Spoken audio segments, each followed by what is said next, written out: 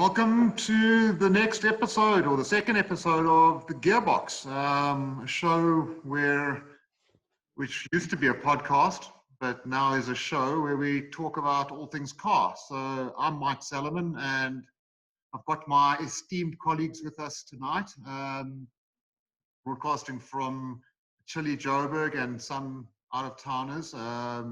But guys, introduce yourselves. I'll start if you can hear me. I'm Mark Paluta, broadcasting live from out of Joburg. How did you get there? Teleported. He teleported, exactly. I teleported. I haven't crossed any provincial lines. Yeah, so how's it? I'm Mark. You can find me at Palutsky everywhere. Cool. I'm Jacques. I'm out of Joburg, still in lockdown and obeying the rules like the good doctor suggests. And you can find me on DIEJHS on Instagram. I'm Nadav. I'm also still in Joburg. I don't really have a choice because some of us have a real job. And so we have to look after people who are sick. It is a pandemic. But, bugger the rules if possible, of course. Feel free to do as you wish. It is a free country, supposedly. I'm NBR 911. You can find me on Instagram. We are needling Palutsky here a little bit. Thanks for joining us, everyone. Yeah, so guys, it's been a very interesting motorsport week. So first of all, we've got motorsport starting to grind into action. Good news around that Le Mans will be taking place. Doc, when is it? Next month? I think you sent me a picture that said 19th and 20th of September. Yeah. It's pretty soon. No spectators? Yeah, no spectators, which I don't think it's a big deal for those watching from home. I'm not too sure what happened in WEC this year, so I'm not sure who we're expecting anymore in LMP1, and because the new hypercar class is not ready, and so I'm not too sure, to be honest, right now what we're going to expect. But the fact that it's on is a big deal, and Europe, as you say, is slowly grinding up from a halt again, and motorsport is starting behind closed doors, and that's probably better than nothing. And some of us on this podcast can claim to have been to Le Mans and have actually experienced it for real. Some of us on this podcast, unfortunately, have not. And so they'll just have to... Well, I've been to the actual town of Le Mans.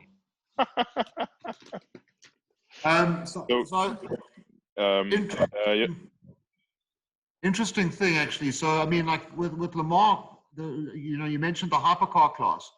I mean, do you think that with this whole setback, I mean, both financially and time-wise, do you think it might delay is any rumor that it'll delay the hypercar class? I hope not, because next year we were all planning to go and see these things in action.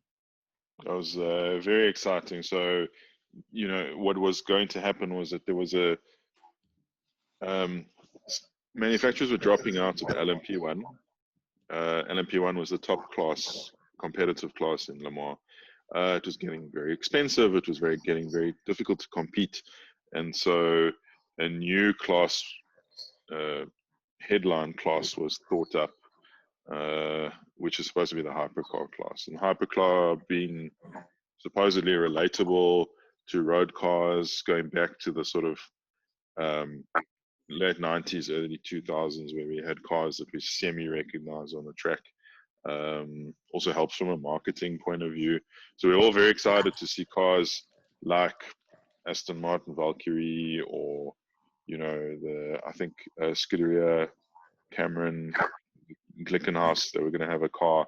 And there was some very interesting things that were coming that were going to be paralleled on the road, we're all very excited because it's nice to see something that you can recognize and, in theory, buy to drive. But, Driving but again on that track. Also different to the GT3 class where you could see Corvettes and GT3 RSs and Ferraris and those kind of things. Because it's going to be the headline class. So the GT3 class or the Pro Am, the GT Am, GT Pro classes are performance limited. And yes, they're based on production cars, but they still have limitations. So the hypercar class was supposed to replace LMP1 completely and be the top headline class at Le Mans, allowing technological innovation, aerodynamics, on the level of LMP1, but still being relatable to the road. A millionaire might still be able to buy one, which they weren't able to do previously. And what does that mean for LMP2, which was sort of a slightly more affordable version of LMP1, I don't really know. The LMP2 cars remain competitive for a long lifetime period, and they're usually run by privateer teams. My suspicion is that LMP2 will run largely unchanged with the cars modified from last year. I actually don't know. I'm not sure what they were planning for next year. And COVID's coming, and I think turned everyone's plans upside down. So I'm not really sure what's going to happen. But that was exciting. Well, not mine. No, not yours. No, yours. You nothing. You're just carrying on as usual. Polutskis. Speak for yourself. Throw caution to the wind. Absolutely. So interesting thing, and on the weekend, DSTV actually started broadcasting Formula E, and I watched my first ever Formula E race, and it was actually a bit odd. First of all, the tracks are manufactured tracks. This one was actually at an airport in Germany, and the dynamics of the racing. So effectively, they can turn the power up and down, and you actually watch the battery. Every car, you actually see what their battery is in real time. And actually, as they go over the line, they run to zero. I found the racing was interesting, but it's a weird thing. Like the sound is it's very monotone, and it didn't engage me at all. And just on a similar vein, I actually watched the Formula One running to the same track 2 weeks in a row. Actually, just takes something out of it. But this isn't really the thing we need to discuss. Polutski, can you just give us a little rundown of what exactly happened on Sunday? Yes. Okay. So if you can hear me, and I hope you can, the big news was Brad Binder, South African born and bred in Joburg, won his first Premier League MotoGP race, which is huge. 3 races into the season, and he's already on top of the podium. So we got to hear the South African national anthem, which was amazing, at an actual MotoGP race. It was brilliant. But not only that, he really showed everyone up. I mean, he came in. So KTM are kind of the new guys on the block. They've been in MotoGP for 3 or 4 years, but basically developing up to this point. And now they've got the rider, they've got the bike, they've got the team, and he dominated. He came, I think he started on about, correct me if I'm wrong, Mark, about 7th on the grid. Yeah. And he rode the wheels off the thing. He, in very tough conditions, it's been very, very hot in Europe. So they've been battling with tires. Tire choices, everything. And everyone went for similar tire choices, so the field was even. And I think he won by about 4 or 5 seconds in the end. It was so comfortable. The actual thing about the race was not just the fact that he won it, and this was it was amazing because I remember when he was in 3rd, the commentators were saying this rookie's going to make history here. It's going to be the first podium for KTM. And he ended up winning it. But it was actually the way that he won it. The maturity that he showed and his racecraft, when he got into in the front, he just looked so confident. Racer, it wasn't like contrived conditions and things like that that allowed him to win. Mm. He really dominated that race. And he's a Although good guy. He was very calm and collected. he nearly binned it when he took his teammate on the outside. I don't know if Yeah, you've that seen was the an amazing move. replays. Yeah, I saw that. He nearly lost the front end. So, but other than that, Well, this is it. So if you aren't pushing that hard, yeah, your chances of winning are nothing. You know, you've got to be on the raggedy edge the entire time, but you've got to make it look like you're composed. yeah. So yeah, this is MotoGP. Yeah, and the other thing that I think we saw there is if you just look at obviously Marc Marquez isn't in the running at the moment given some injuries, but his brother is on the other Repsol Honda and he didn't feature at all. So that just tells me that Finished at 17th or something. yeah, and I mean the other Hondas also didn't really perform that well. So it just shows you that Marquez is actually riding the wheels of the thing. And it would have been interesting to see, you know, where KTM would have been had Mark been in the race. Jacques, did you know that you just said Marquez? And I think it's a good thing we can't see Mark because he would I'd be. No, so Jacques, that's a good point. The factory Hondas, well, one of them is out of the running, the other one's nowhere. Yeah. The factory Yamahas are nowhere. Yeah. The factory Ducatis are nowhere. Factory Suzuki's are nowhere. Mm. So yeah, it's amazing that KTM. Anyway, so next weekend we're going to Austria, Red Bull Ring, which is where it's their home ground. So it should be awesome. Last year, if you recall, Binder won in Moto 2 at the Red Bull Ring. At Red Bull Ring. Oh, did he? Yeah, he Brilliant. did Can't actually wait. say that Red Bull Ring is one of his favorite tracks. So I think if he stays on, he might be strong. It's going to be good. Very good. But before the doctor nods off, maybe we should change the subject. Well, look, we just have to actually, at some point in time, we did interview him after he won the championship in 2016. We'll get him again. We'll get him on here. We'll get him on. We'll get him on. I saw some pictures of him. He's a nice guy. Standing, I remember the interview you guys did with him, and he seemed like a very nice guy. I wanted to ask you, I saw some pictures of him this week standing next to our tame mechanic. Now, our tame mechanic is not a big man, but this guy looked tiny. You see, you need to be very, very small to be a MotoGP rider. You need to be a jockey. Yeah. I think the smaller you are, the better. Probably 70 kgs max. Yeah, and 5 foot nothing. Do you remember when we interviewed him, Mark? Do you remember actually he had to pick up weights for the Moto 2 bike? Remember, he actually said he needed to pick up a bit of weight because it was just that it was such a physical machine. Yeah. I think that the interesting thing is how this guy is such a physical machine. He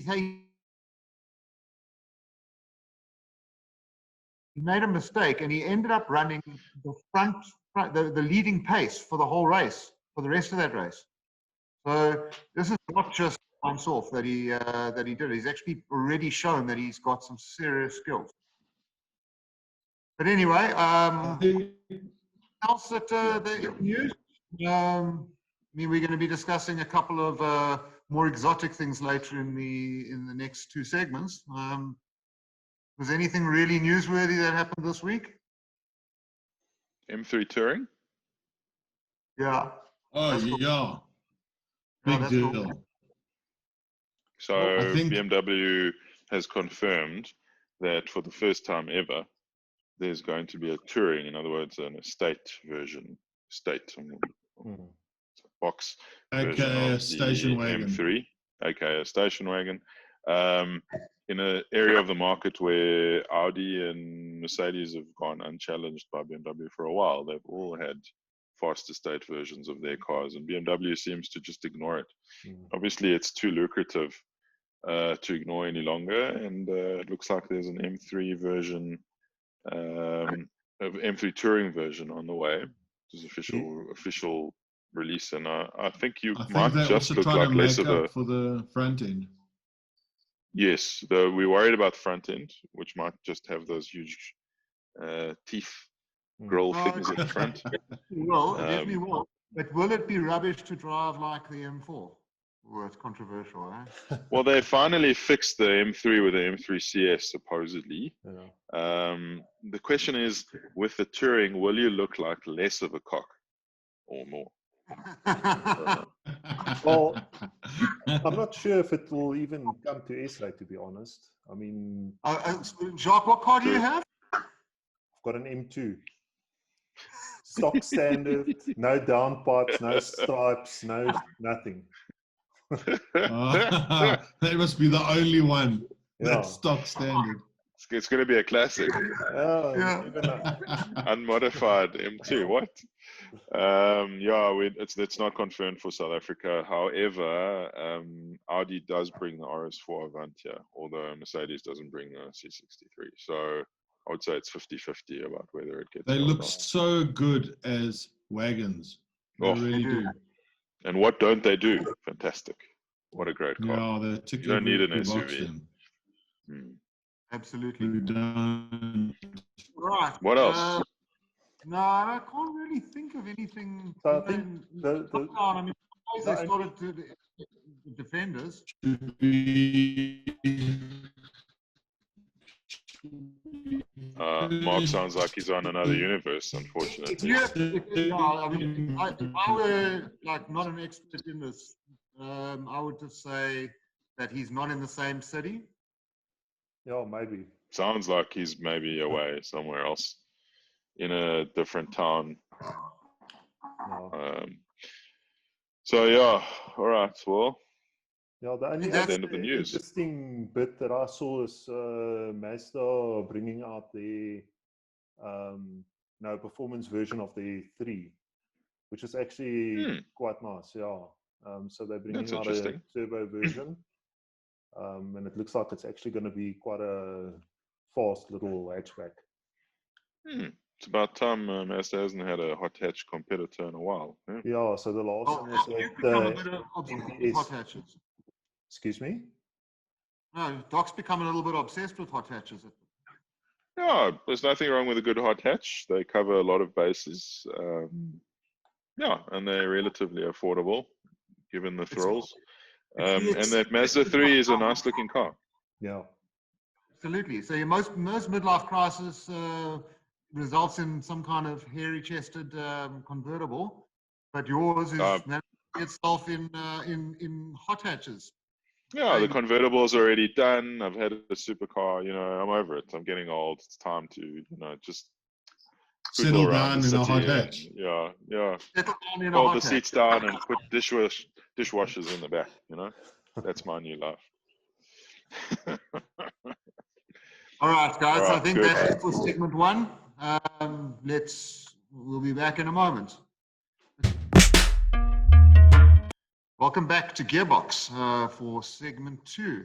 We're going to discuss something which I actually think is it's a bit odd to be discussing almost the sacred icon of motoring and looking at it in quite a negative light. But if we were looking at the recent spate of Ferraris that have been coming through, and I think if we're honest with ourselves, they're quite uninspiring actually. Some stuff that we don't necessarily understand. So if we look at the Roma, that thing was launched. Still haven't seen any tests. And we understand that there's been COVID and stuff like that, but there haven't been any tests and no real. I've seen tests. I've seen tests last they week. came out this week, yeah. Okay, but I mean, and it's starting to make more sense after the tests, actually. Oh, really? But okay, I'll carry on. Yeah, Well, I'd like wait. to hear- you haven't read So it. before we Okay, so Doc, you set the scene for us. Yeah. I just think before we complain about Ferrari, let's just get out the way what's good about Ferrari at the moment. And so 812 Superfast and 812 GTS are phenomenal. I have no complaints. Absolutely what Ferrari should be doing. And I don't think, other than being maybe slightly too hardcore for their GT credentials, I wouldn't hesitate for an 812, and the GTS, the convertible 812, just looks. So 812s, let's just get that right. 812s so there's- are their GT cars. They're supposed to be, but they're becoming pretty hardcore.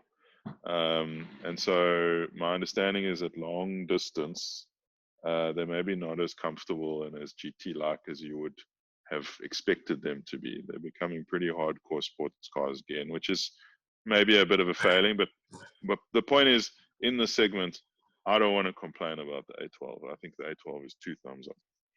What can we compare the A12 but- to with other manufacturers? Like, what is it? Is it a DB11 or yeah? Performance-wise, I think it's DBS Superleggera. I don't know, fast Mercs. But I think it's safe to say that Bentleys. it's safe to say that Aston's lost its way more than that. I mean, to be honest, you know, like I always used to know, like the cars. To be honest, they're almost nondescript in my mind. There's nothing really special about them at the moment. But this is not an Aston Martin rant. So what we're looking at here is we actually are. Sounds like we need to talk about Aston Martin next week. I think we might have to. So what we're saying is, so what we've been saying behind the scenes for the last week is that we're a little bit worried about what's going on at Ferrari. You look at the F8 Tributor, which is their latest mid-engine V8, and the reviews have been okay, not entirely sparkling. And I think the point that we wanted to discuss is that we're realizing that F8 Tributor is a third facelift of the 458 chassis. In other words, 458 was developed into 488 GTB, was then developed into F8 Tributor, and really that chassis is now 10. No, there's another one. So the Pista, they're actually making like 20,000 of them. So the Pista is actually another variant of it. So I agree, they're stretching it very far. I just want to give some context. So behind me is my 308, and you can see it just peeking out. I'll move a little bit. Typically, what would have happened, what Ferrari did from the 308, went 308, 348, 355, 360, 430, 458, and into the modern stuff. And typically what they did was they would have 2 variants, 2 derivatives of the same chassis. So the 308 became the 328, but ostensibly the same car. The 348 then became the 355. And I mean, the bumpers and all those things, they're all interchangeable. So you could pretty much dress one up to look like the other. The 360, 430. The 458, it's just like, I mean, the 458 came out in 2010, I think it was. So we're talking about a 10-year run now. I mean, the platform is and just... it was great. It was brilliant when it came out. And it's still brilliant today. The 458 is still brilliant. It's arguably the best derivative of them all. So Mike, just help me. What's the typical, so before, let's say, 430 backwards, what is the typical model life cycle? Isn't it something like 7 years? The 308 went on, was 75 to 84. The 308 went from 85 to about 89. The 348 went from 90 odd till 94. Then so it's about 5 years. I'm just thinking the 308 obviously was a long run. But then it's pretty much 5-year cycles. This is seriously long. And interestingly enough, so getting back to the Le Mans story, you'll recall you've seen those 488s. They just haven't performed. I mean, like they weren't winning. I mean, the actual chassis is dated. Well, its contemporaries have all got carbon chassis. Yeah.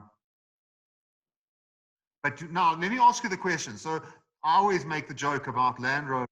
The cool thing with buying a Land Rover is that they don't date so much because they keep the shape for a very long time. But I make the joke that it's and it might be closer to the truth, is that they actually don't have enough money to redesign. Do you think that Ferrari is just is looking at it from a level of frugality, and they're actually trying to chase after profits. So rather than developing up something completely new, because just thinking about it, there's actually going to be another derivative of this chassis. There's Alfa Romeo. There's talks that Alfa's going to be doing a version. Based on, Really? yeah, and hold on. There's also the Pininfarina. The Pininfarina electric car is actually that chassis as well. So, I know mean, they look similar, but yeah, okay. Yeah, that's interesting, Mark. What's obviously I been think I think what's happened is that the market is changing around Ferrari in a way that they're finding very difficult to understand and predict in a business sense. I think they historically have tended to create great cars and then rest on their laurels. So I give you 348 and NSX as an example, and the 355 was born out of realization that they were resting on their laurels and not coming up with anything innovative or class leading like they pretend to. And the 355 was an answer to everything and remains an incredible classic to this day, because that's when Ferrari sits up and take notice and they create some very, very special things.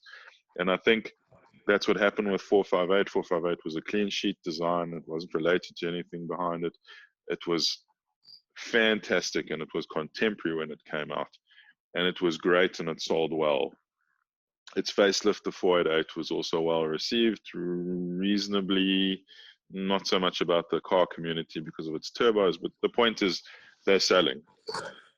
But I think what's happened is they've got an environment around them that's changing from an emissions point of view and from a competitor's point of view. I think they found that just as the 458 was ready for its midlife facelift, McLaren started coming out with this unbelievable onslaught of models that I can't even keep up with. Aston Martin had new models. Lamborghini had a Huracan from scratch.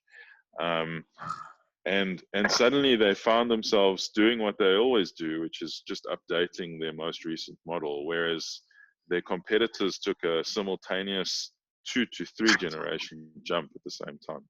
So now they find themselves 2 to 3 generations behind. But what I think is happening is that they were unwilling to invest until they knew what the world was about to bring.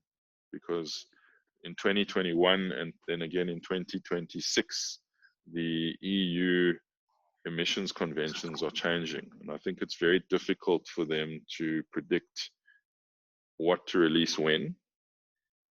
In other words, they need a brand new car. They need a new chassis. It needs to be carbon. It needs to be hybrid capable. And I think that maybe what they're doing is they're watching and waiting and allowing their old stuff to sell while they figure out exactly how to attack. So that's a good move. That's a very good move then. That's clever. It's either it's not clear whether it's intentional or not, but so it's either they're busy developing a Ferrari SUV in the background. Yes, maybe they're very. They are supposedly the Persang, but the reality of it is that, I mean, that's probably the most optimistic view that you could get. That they are now taking time and planning the next move, which will be the 458. It'll be that quantum leap forward, but it needs to be, because you can't just keep on. You can't keep repackaging something, and you know, and if you ask probably all of us on this group, the styling is just becoming so contrived all over. Like they just isn't the Roma a whole new car? I mean, it's a front engine V8. It's not. It's derived from the Portofino, which was derived from the California. Yeah. Oh yes, you're right. So the Roma's new territory. So give it the credit that they're treading on in a territory that they haven't before. Slightly down market, but Coupe GT still very capable. Front engine V8 Coupe Ferrari is not really a thing, if you think about it. It's not a bad thing. I think it has its place. I think I it think could be a it'll very sell. nice car to own. So my feeling is they're relying on the Roma in the short term to sort of continue plugging sales while they try and catch up with the rest of the market. Well, or from what something. I've watched in the reviews, they've really upped their game in terms of interior and tech in the car. So they've really brought that up to speed. And now, yeah, it's about a new chassis and maybe a different motor. And But they something seem else to have a going forward. problem keeping up. I don't understand because the 458 was bang up to date. In fact, it was probably ahead of the game when it came out. And then they just tend to sit around for 3 generations doing nothing while the rest of the world catches up and surpasses them. It's easy. And then In again, Italy, they call it a siesta. They're chilling out. it does feel a little bit like that. They've taken their eye off the ball. Now, does anyone know, one of the things that I don't quite understand about the whole situation is what the emissions story is. Because remember that you're going to have average emissions across a brand now. And being independent from Fiat, what does that mean for Ferrari coming up? And I think that's part of the thing. So they decided to float themselves independently on the stock exchange. And I think that that might mean that they have their own fleet average to account for. And I think that they're struggling to answer that question. That's what I think. And I think part of what they're going to have to do, cars. they need to sell less cars and they need to start making pure EVs. Is the only way that you're going to get CO2 down. Well, if they carry That could be the SUV. if they carry on their Formula One form and their contrived styling, they're probably gonna shorten their sales targets quite dramatically. Well, didn't Enzo Ferrari say that when they're not doing well in Formula One, they're building good road cars and vice Good versa? road cars. Which isn't really the case, except for the 812. But I mean, All right, a GT4 Lusso, Pardon? Yeah, how do we feel about the GT4 Lusso? I don't feel bad about it. I quite like it. I like it. I like it. I'm interested to see how the sales on the V8 one are. And I think that's the true test. Because you're talking about where the V8 front engine car could be bought. I think if you're going to have a front engine Ferrari, you want it to have a big damn V12 in it. I frankly agree. I wonder if part of Ferrari's problem is that whatever they make sells. Yeah. And Oh, it means you that know they what? can afford to rest on their laurels. You know They why? do. Because buyers of Ferraris, first time, well, brand new Ferraris typically are a type of person, and they're going to buy it because it's got that that Cavallino on the boot, and It's yeah. an Anyway, exceptionally aspirational brand, and whatever they create sells. And so That's why you have one, Mark. I have one because Thomas Magnum has. Exactly. All right, guys, but let's hope. I think that's the end of the segment, and I think just on the theme of a V12, we're going to continue this discussion on, while you said a great big V12, we're going to be talking about a nice compact high revving V12. We'll see you guys in a minute. Welcome back to GearBoks, the third segment for tonight. So, in 1993, the McLaren F1 was launched. Was in 1993, around then, and it was basically groundbreaking. It was a master class in packaging, design, and produced what was and could arguably be the greatest car of all time. Not perfect, but it just dynamically and what it brought to the game was so groundbreaking. I think they made 106 of them. They're all exceptionally valuable. And whilst we're on the South African theme of good things happening with Binder, the designer of the McLaren F1 is Gordon Murray, who's Durban born. And he not only was a great car designer of road cars, but also a phenomenal Formula One designer and one of the best ever. But he's now come to the party, and he's recreated a modern version of the F1. And the reason I'm saying this, and I think we're going to talk in quite a lot of detail around the technical aspects of it, but the broad layout and a lot of the design cues, the F1. The most notable thing is the three-seater layout, and a lot of the stuff it echoes the F1.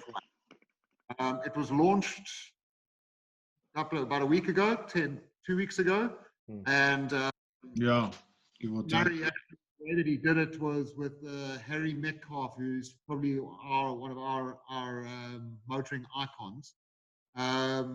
And he did an hour segment, and we really recommend that you go and listen to him talk about all the aspects of the car, because it's just fascinating. But boys, tell us about this thing. It's the T50. Yeah, it's called the T50. Why is it the T50 actually? I don't know actually. I mean, it's like an odd name. It is kind of random, yeah. I have no idea why. I remember reading somewhere it might be his 50th project. He numbers them sequentially. Could be. Not sure. Could be. But this is a guy who lays down a set of rules on what he wants a car to be, and it's up to all his parts suppliers to meet with those criteria. It must be amazing to sit in those meetings where he says, I need something to weigh this and do that, and it has never been heard of before, and they have to go back to the drawing board and come back with something that weighs nothing. That's what I find so amazing about him. And he pulls numbers out of nothing. He doesn't have a reason to have it be a certain weight. He just halves the weight of something that's existing. That kind of thing. So I think on this car, it's safe to say there is more to talk about on this car than any car that's ever been. I mean, I think if we had to we could probably name 3 unique things on the car that you could talk about them in itself. I mean, I'll start. I mean, as I say, it's got the 3-seater layout. It's got a manual gearbox, normally aspirated V12. Doc, what you got? I think that Jacques, you go. Yeah, so for me, I mean, the 3 things that stood out is just the design on the gear lever. That is absolutely beautiful. The fact that this thing actually has storage space next door, or next to the over the rear arches, that is actually usable. And then I think the other thing is obviously the fan.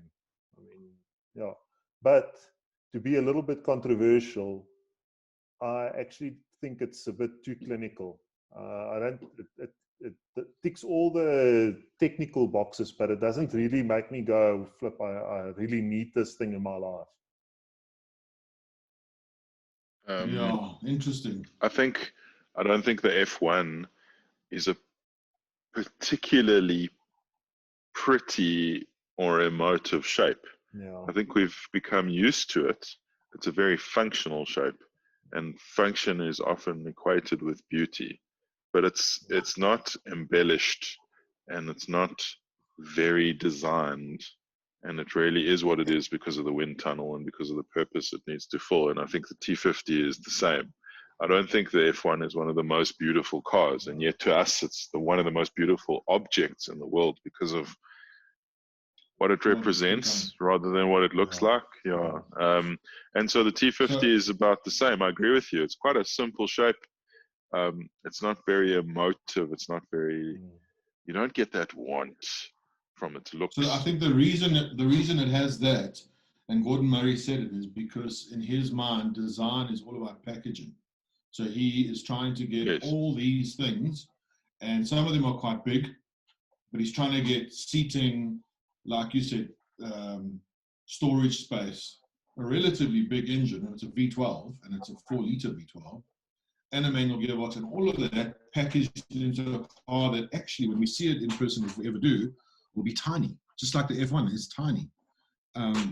Like if you go according to today's cars. So, well, that's... Yeah.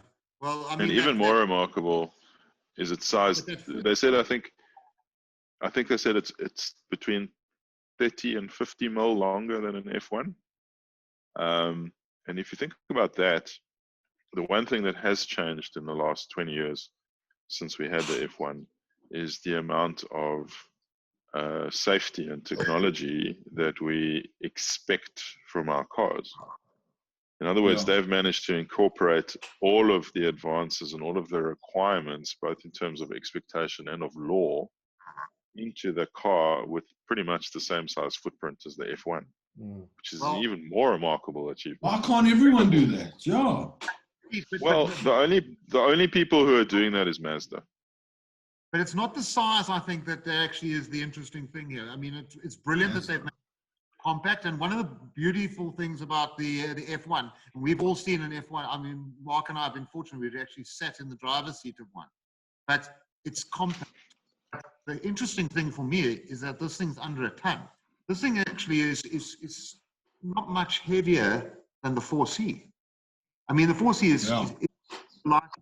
And I think it all comes down to that V12. So it's, as you're saying, it's not a small displacement V12. It's still 4 liters, but it is so compact. And the thing that blew me away was the way that he has hidden all of the ancillary things that would normally clutter an engine bay. So there are no pulleys. There's no starter motor that hangs out all over the place. It's actually the most. Weird thing to say, but it's a very pretty engine. I mean, it's just in its yeah, it is.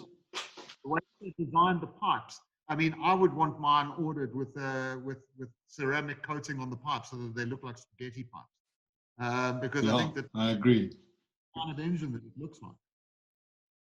But that comes from F1 because you don't see Formula One cars with water pumps being driven by belts and alternators and starter motors, and that's all incorporated into the motor some way, somehow. Either they don't have them or they're somehow built into the motor.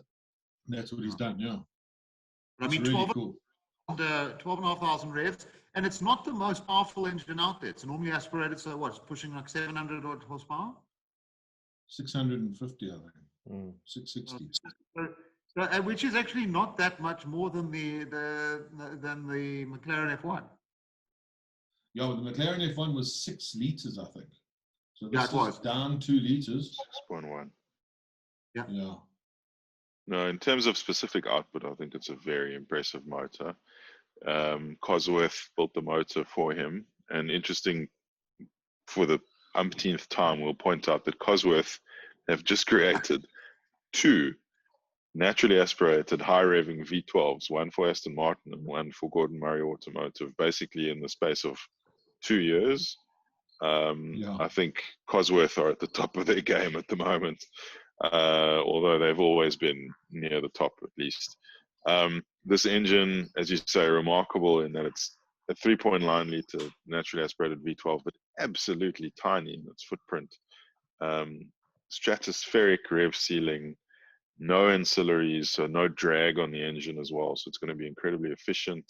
Meets every emissions target set for it for 2020 and to come, which is again remarkable.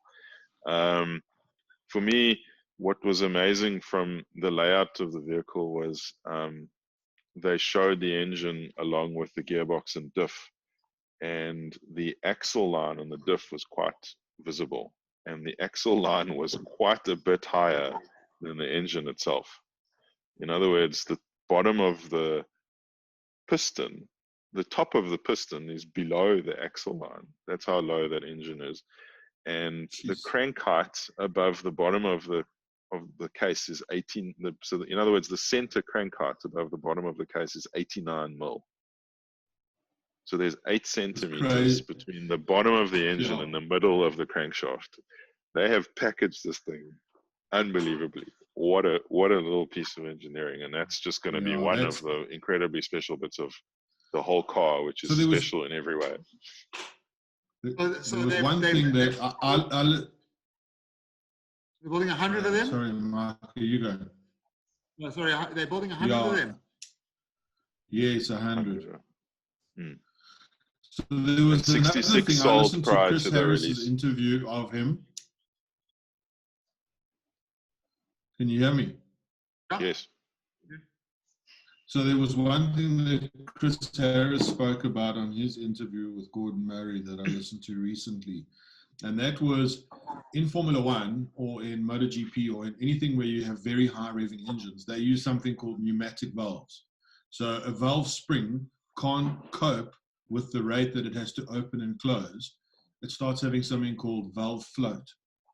And Gordon brushed over the subject. He didn't actually answer the question directly. So I wonder if this car has pneumatic valves. It could be the first ever production car to have pneumatic valves. With 12,500 revs, I'd say it's almost certain that it'll have them.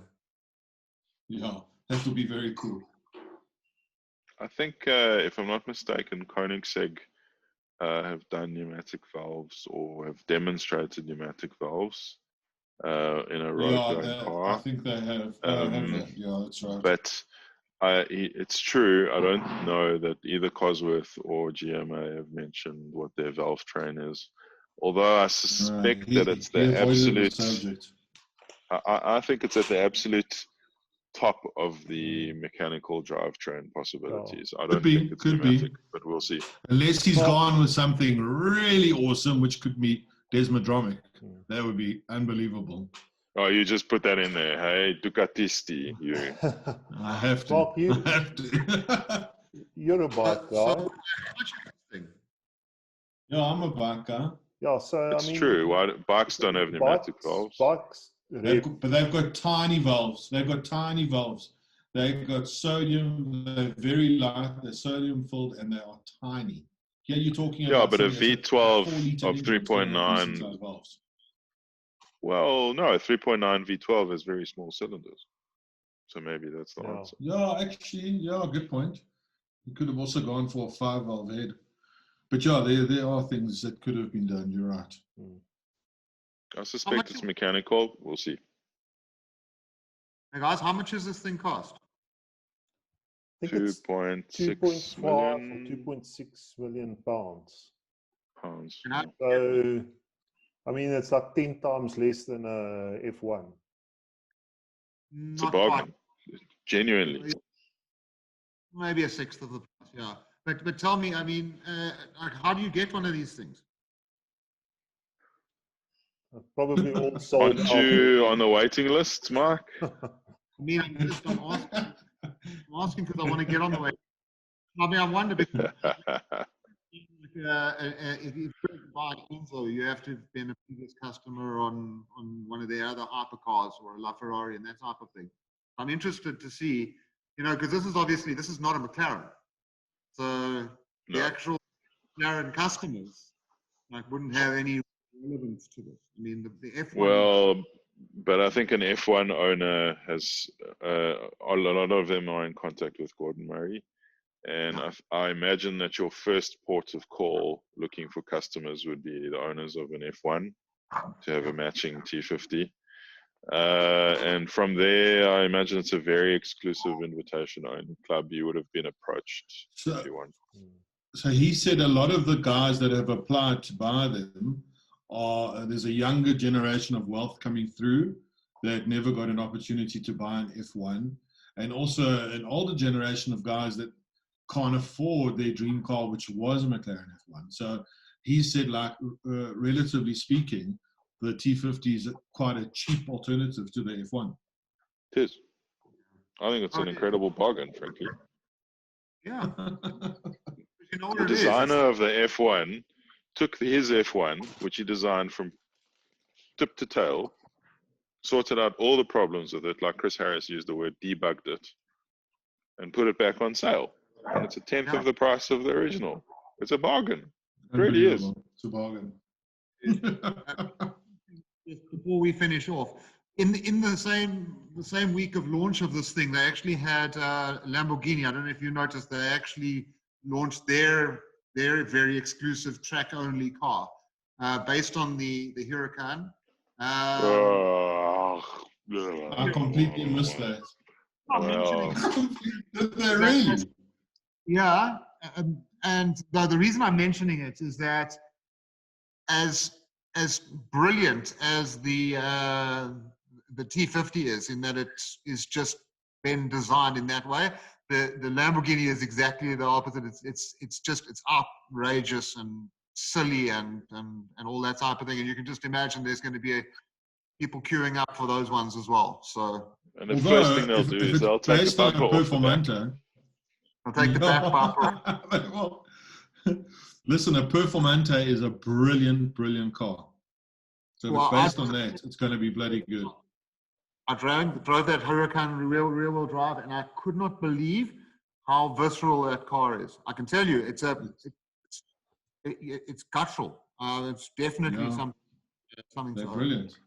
That's what's got Ferrari very worried, is that car. Can I end on some good news? Of I course. think Yeah. we must make a point of always ending on some good news. I think And the good news is the DBX is good.